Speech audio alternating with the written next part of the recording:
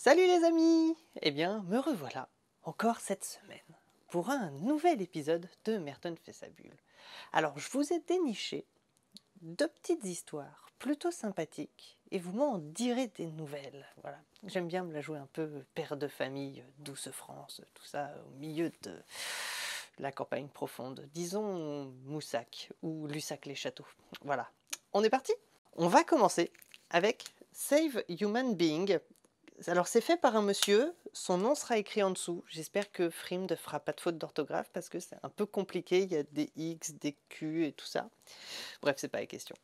Donc Save Human Being, c'est l'histoire d'un petit robot qui est programmé pour sauver les humains.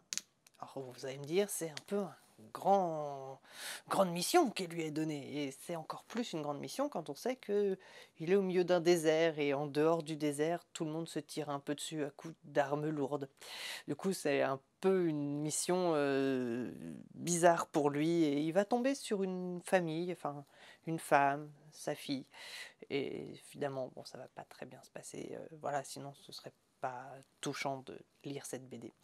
Et justement, c'est très touchant, c'est très beau, très poétique. Alors vous verrez les pages tournées, vous verrez, c'est absolument magnifique. Enfin, le dessin est juste, voilà, t'en prends, t'en prends plein les yeux et ça, je vous le conseille. Enfin voilà, moi j'étais un petit peu genre, un petit peu tristoun à la fin en lisant ça parce que voilà, c'est un petit peu tristoun et c'est mignon. Voilà. Alors Serge en chef. Nous voilà au milieu de la Première Guerre mondiale. Et Dieu sait que c'est le bordel avec les Boches qui tirent de partout. Et le régiment B12, il n'a pas à bouffer. Alors, on envoie un premier régiment avec sa mule, il revient pas. Alors du coup, on va envoyer deux bons hommes, à eux, donc, qui vont partir, essayer de nourrir le régiment B12. Et au milieu, entre là où ils sont et là où est le régiment B12 qui attend ses patates à l'eau, parce que à l'époque on mangeait beaucoup de patates à l'eau, on aimait bien ça, enfin on avait que ça en fait, mais bon c'est pas la question. Il y a ce qu'on appelle le plateau du croque-mitaine. Bon, on apprendra très vite que le croque-mitaine c'est une mitrailleuse lourde allemande, mais c'est pas la question, il faut quand même le passer.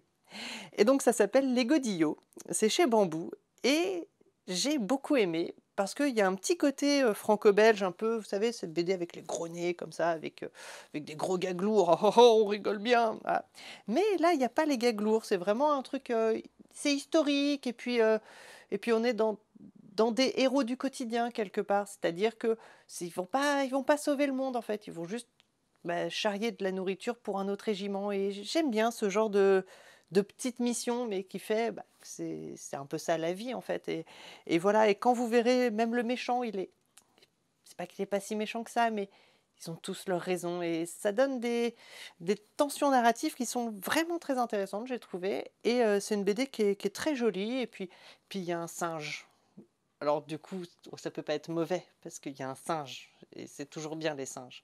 Alors du coup, c'est une BD que je recommande, parce que j'ai vraiment passé un très bon moment. Voilà. Alors, j'ai vu la semaine dernière que beaucoup d'entre vous étiez entièrement d'accord avec moi sur le fait que c'est un vrai scandale. Hein, je pèse mes mots quand je dis scandale. Hein, que les séries télé soient diffusées n'importe comment sur les grandes chaînes de la télévision française, n'est-ce pas? Du coup, cette semaine, j'ai décidé de vous parler d'une autre série télé qui n'a pas beaucoup d'épisodes. Ah oui, comme ça c'est malin, parce que si tu prends par exemple le 13e épisode qui est le dernier, tu vas pas avoir beaucoup de turnover, ils seront niqués, les patrons des grandes chaînes. Alors cette série, elle s'appelle Misfits, et c'est l'histoire de jeunes gens qui deviennent des super-héros. Ouais, alors malheureusement, ils n'ont pas été très bien choisis, c'est-à-dire dans le camp de redressement des délinquants du coin.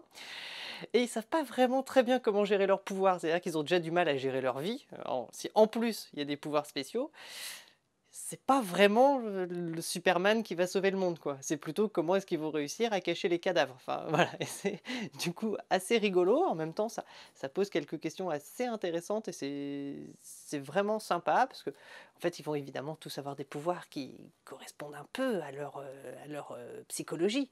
Hein. On va avoir la jolie fille, elle a un pouvoir de merde. C'est-à-dire qu'elle touche un mec, le mec veut la violer.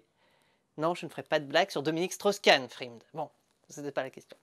Donc je disais, par exemple, quand cette fille-là se fait toucher, le mec veut la violer. Du coup, c'est pas un pouvoir qu'elle aime beaucoup, par exemple, parce que ça lui pose quand même quelques problèmes en société, hein. Puis on a un mec, il est complètement insignifiant, vraiment, personne lui parle. Alors lui, il peut devenir invisible. Lui, ça ne change pas beaucoup par rapport à d'habitude, personne ne le voyait. Bref, et à part ça, ça explore aussi pas mal de choses sur l'Angleterre de maintenant, sur les adolescents, sur comment ça marche. Voilà, c'est une super série. Il y a 13 épisodes sur 2 saisons. La première c'est 6, la seconde c'est 7, je crois. On va avoir une troisième saison qui arrive courant octobre-novembre normalement. Donc moi je vous conseille vraiment justement de regarder les 13 maintenant. Comme ça vous serez vraiment au taquet pour la troisième saison et vous m'en direz des nouvelles. Bon je vous dis à la semaine prochaine. Ciao.